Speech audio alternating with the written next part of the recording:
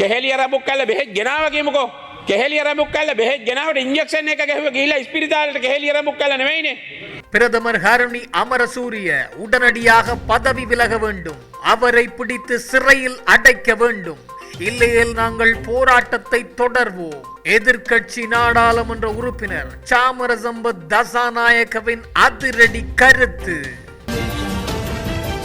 யாழ்ப்பாணம் போதனா மருத்துவமனைக்குள் நுழைந்து வைத்தியசாலையின் பணிப்பாளரை தகாத வார்த்தைகளால் திட்டிய அர்ஜுனா ராமநாதன் விதிக்கப்பட்ட இடைக்கால தடை. இனிமேல் வைத்தியசாலைக்குள் நுழைய முடியாது என நீதிமன்றம் அறிவிப்பு.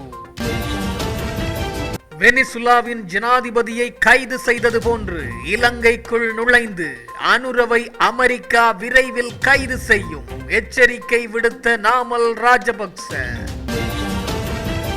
குடும்பத்தில் ஏற்பட்ட குடும்ப தகராறு.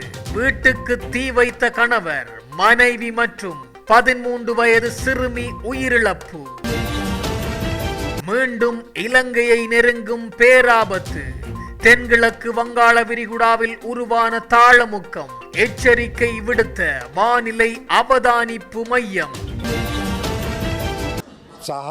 சாரா ஜெஸ்மின் மியகியே நதி பவட்ட உயிர்த்த ஞாயிறு குண்டு தாக்குதல் தொடர்பில் வெளிவந்த பெரும் பரபரப்பு.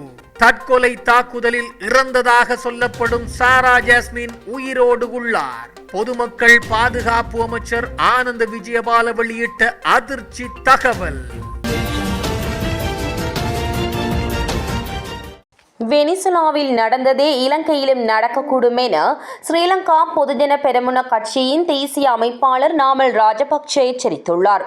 நாட்டின் கலாச்சாரத்தை மறந்து மேற்குலகின் தேவைக்கேற்ப என்பிபி அரசு தொடர்ந்து செயற்படுமானால் இந்த நிலை ஏற்படும் என்றும் நாமல் குறிப்பிட்டுள்ளார்.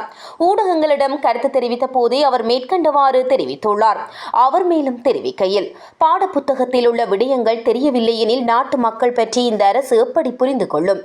கலாச்சாரம், ஆன்மீக பண்பாடு இன்றி நாடு ஏனோ தானோ என்று சில மேற்குலக நாடுகளின் தேவைகளை நிறைவேற்றும் வகையில் பயணிப்பது ஆபத்தானது. ஏனெனில் நாடொன்றுக்கு வந்து விமானத்தில் ஜனாதிபதியை கொண்டு சென்றது போன்று எமது நாட்டிலும் நடக்கக்கூடும். நாட்டில் சட்டம் அனைவருக்கும் சமம் என கூறப்பட்டாலும் ஆளுங்கட்சியினருக்கு வேறுபட்ட விதத்தில் செயற்படும் நிலையே காணப்படுகின்றது. அதேவேளை பிரதமர் உடனடியாக பதவி விலக வேண்டும். கல்விக்கு ஏற்பட்டுள்ள சீரழிவு தொடர்பிலேயே அவர் பதவி விலக வேண்டும் என்றார். சாரா ஜெஸ்மின் மியகியே நதி பவட்ட உயிர்த்த ஞாயிறு தாக்குதலின் பிரதான சூத்திரதாரி சாரா ஜெஸ்மின் உயிரோடு இருப்பதாக தகவல்கள் கிடைத்துள்ளதாக பொதுமக்கள் பாதுகாப்பு அமைச்சர் ஆனந்த விஜயபால தெரிவித்துள்ளார். உயிர்த்த ஞாயிறு தாக்குதல் விவகாரத்தின் பிரதான சூத்திரதாரியாக கருதப்படும் சாரா ஜெஸ்மின் தொடர்பான விசாரணைகள் தீவிரமாக முன்னெடுக்கப்பட்டு வருவதாக ஆனந்த விஜயபால தெரிவித்துள்ளார். இன்று நாடாளுமன்றில் எதிர்க்கட்சி நாடாளுமன்ற உறுப்பினர் முஜிபுர் ரஹ்மான் எழுப்பிய வாய்மூல கேள்விக்கு பதில் வழங்கும் போதே ஆனந்த விஜயபால இதனை கூறியுள்ளார். மேலும் கருத்து தெரிவித்த அவர், சாரா ஜெஸ்மின் இந்தியாவில் இல்லை, இது தொடர்பான விசாரணைகளில் தீவிரமாக முன்னெடுக்கப்பட்டு வருகின்றது. மேலும் உயிர்த்த ஞாயிறு தாக்குதல் தொடர்பில் சில முன்னேற்றங்களும் விசாரணைகளில் கிடைக்கப்பெற்றுள்ளன. குற்றவாளிகளுக்கான சரியான தண்டனை வழங்கப்படும். அது தொடர்பான தகவல்களை வெளியிட முடியாத நிலை காணப்படுகின்றது. விசாரணைக்கு தடை ஏற்படக்கூடிய சாத்தியக்கூறுகள் காணப்படுவதால் இவ்வாறான தகவல்களை வெளியிட முடியாது. மேலும் சாரா ஜெஸ்மின் மரணமடைந்து விட்டதாகவே குறிப்பிடப்பட்டிருந்தது. அவர் இந்தியாவில் இருப்பதாக தெரிவிக்கப்பட்ட கருத்தில் எவ்வித உண்மையும் இல்லை.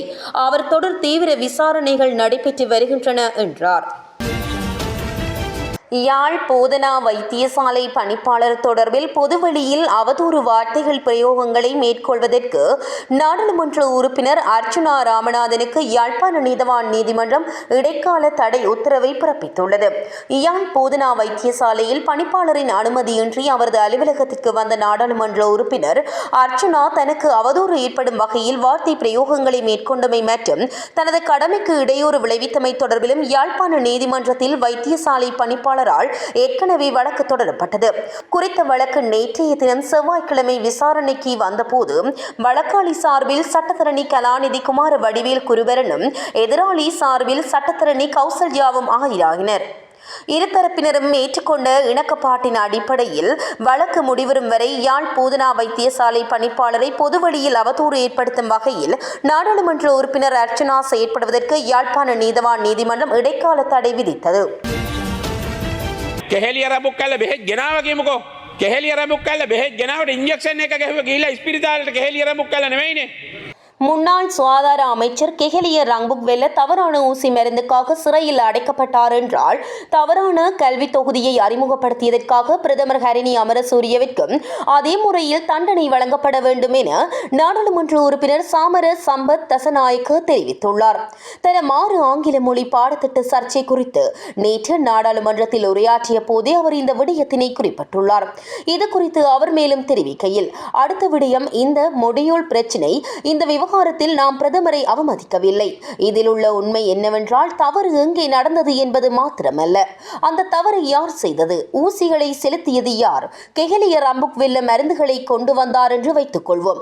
மருந்துகளை கொண்டு வந்தாலும் கெஹலிய ரம்புக்வெல்லவா அந்த ஊசியை போட்டார்? இல்லை, வைத்தியசாலையில் தான் அந்த ஊசி போடப்பட்டது.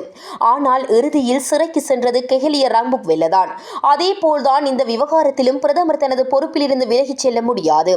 உதாரணமாக, கடந்த காலங்களில் மாகாண சபையின் வைப்பு தொகையை காலத்திற்கு முன்பே மீளப் பெற்றதாக கூறி நான் சிறைக்கு அனுப்பப்பட்டேன்.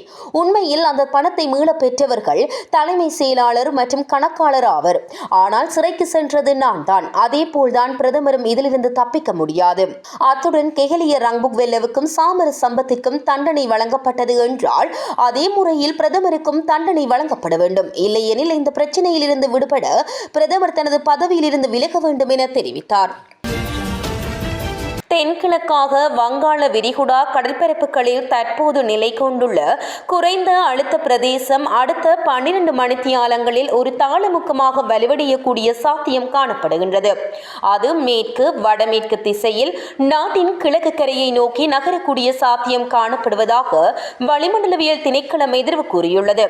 எனவே நாடு முழுவதும் குறிப்பாக வடக்கு, வடமத்திய, கிழக்கு, ஊவா மற்றும் மத்திய மாகாணங்களில் மழைநிலைமை ஜனவரி 8ஆம் தேதியில் மேலும் அதிகரிக்கும் என எதிர்பார்க்கப்படுகின்றது. ஊவா மாகாணத்திலும் மட்டக்களப்பு, அம்பாறை, பொலனறுவை மற்றும் மாத்தளை மாவட்டங்களிலும் அவ்வப்போது மழை பெய்யக்கூடிய சாத்தியம் காணப்படுகின்றது. இந்த பிரதேசங்களில் சில இடங்களில் 50 மில்லிமீட்டருக்கும் அதிகமான ஓரளவு பலத்த மழைவீழ்ச்சி எதிர்பார்க்கப்படுகின்றது. வடக்கு மாகாணத்திலும் அனுராதபுரம் மற்றும் திருகோணமலை மாவட்டங்களிலும் பல தடவைகள் மழை பெய்யும் என எதிர்பார்க்கப்படுகின்றது.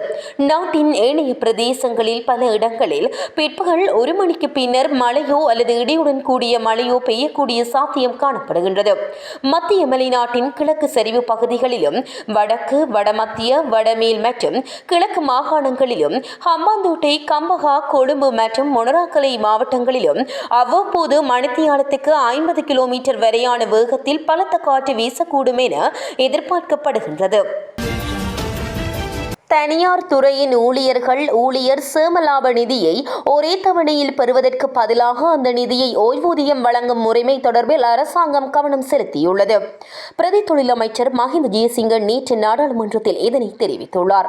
ஓய்வு பெற்ற பிறகு ஊழியர்களின் சமூக பாதுகாப்புக்காகவே சேமலாப நிதியம் அறிமுகப்படுத்தப்பட்டுள்ளது. எனினும் தனியார் துறை ஊழியர்கள் சேமலாப நிதியை ஒரே தவணையில் பெறும்போது அவர்களின் சமூக பாதுகாப்பு ஆபத்துக்கு உள்ளாகின்றது. இதனால் தனியார் துறை ஊழியர்களும் ஓய்வு பெற்றதும் காலம் முழுவதும் ஓய்வூதியம் பெறும் வகையில் ஓய்வூதிய திட்டம் போன்ற ஒரு முறைமையை அறிமுகப்படுத்த அரசாங்கம் கவனம் செலுத்தியுள்ளது என்றார். இதேவேளை இலங்கையில் ஊழியர் சேமலாப நிதி பங்களிப்புகளை சரியாக செலுத்தாத நிறுவனங்களுக்கு எதிராக நடவடிக்கைகளை தீவிரப்படுத்தியுள்ளதாக தொழில் அமைச்சு அறிவித்துள்ளது. இதற்காக தொழிலாளர் திணைக்களத்தின் இணையவழி முறைப்பாட்டு முகாமைத்துவ அமைப்பு பலப்படுத்தப்பட்டுள்ளதாக தொழிலமைச்சின் செயலாளர் SM பியதிச குறிப்பிட்டுள்ளார். இதன்படி ஊழியர்கள் தற்போது தொழிலாளர் திணைக்களத்தின் அதிகாரப்பூர்வ இணையதளம் வாயிலாக நேரடியாக முறைப்பாடுகளை பதிவு செய்யலாம் என அறிவிக்கப்பட்டுள்ளது. அனுராதபுரம் கலன் பிந்துனுவ படிகார மடுவ பகுதியில் குடும்ப தகராறு காரணமாக தந்தை ஒருவர் தனது வீட்டிற்கு பெட்ரோல் ஊற்றி தீ வைத்ததில் தந்தையும் மகளும் சம்பவ இடத்திலேயே உயிரிழந்த நிலையில் வைத்தியசாலையில் அனுமதிக்கப்பட்ட தாய் சிகிச்சை பலனின்றி உயிரிழந்துள்ளதாக போலீசார் தெரிவித்தனர். இந்த சம்பவம் நேற்று செவ்வாய்க்கிழமை அதிகாலை 2 மணியளவில் இடம்பெற்றுள்ளது. சம்பவத்தில் 43 வயதுடைய தந்தையும் 13 வயதுடைய மகளும் 36 வயதுடைய தாயுமே உயிரிழந்துள்ளனர். தீ விபத்தில் சிக்கிய 15 வயதுடைய மகள், 20 வயதுடைய மகன் மற்றும் 66 வயதுடைய பாட்டி ஆகியோர் அனுராதபுரம் போதனா வைத்தியசாலையில் சிகிச்சை பெற்று வருவதாக போலீசார் தெரிவித்தனர். தந்தை வீட்டிற்கு தீ வைத்த போது 2 மகள்கள், மனைவி மற்றும் மனைவியின் தாய் மட்டுமே வீட்டில் இருந்துள்ளனர். சம்பவத்தை கேள்விப்பட்டு 20 வயதுடைய மகன் சம்பவ இடத்திற்கு வந்து தனது தாய் மற்றும் சகோதரிகளை மீட்க முயன்ற போது தீக்காயங்களுக்கு உள்ளாகியுள்ளார். தீ வைத்த நபர் அடிக்கடி மது அருந்திவிட்டு தனது மனைவியை தாக்கி வந்ததாகவும் அவர்களுக்கிடையே ஏற்பட்ட தகராறுகள் காரணமாக கலைன் பிந்துனுவ போலீஸ் நிலையத்தில் பலமுறை முறைப்பாடு அளிக்கப்பட்டு இரு தரப்பினரும் எச்சரிக்கப்பட்டுள்ளதாகவும் விசாரணைகளில் தெரியவந்துள்ளது. இது தொடர்பான மேலதிக விசாரணைகளை அனுராதபுரம் போலீசார் மேற்கொண்டு வருகின்றனர். சட்டவிரோத மதுபானம் என்று சந்தேகிக்கப்படும் திரவத்தை குடித்து 5 உயிரிழந்துள்ளனர். அதன்போது வெண்ணப்புவ மாரவில பகுதியில் உள்ள ஒரு வீட்டினுள் 3 சடலங்கள் மீட்கப்பட்டுள்ளன. மற்ற 2 வெண்ணப்புவ வைத்தியசாலையில் ஆபத்தான நிலையில் அனுமதிக்கப்பட்ட பின்னர் சிகிச்சை பலனின்றி உயிரிழந்துள்ளனர். சம்பவம் குறித்து மாரவில காவல்துறையினர் மேலதிக விசாரணைகளை மேற்கொண்டு வருகின்றனர்.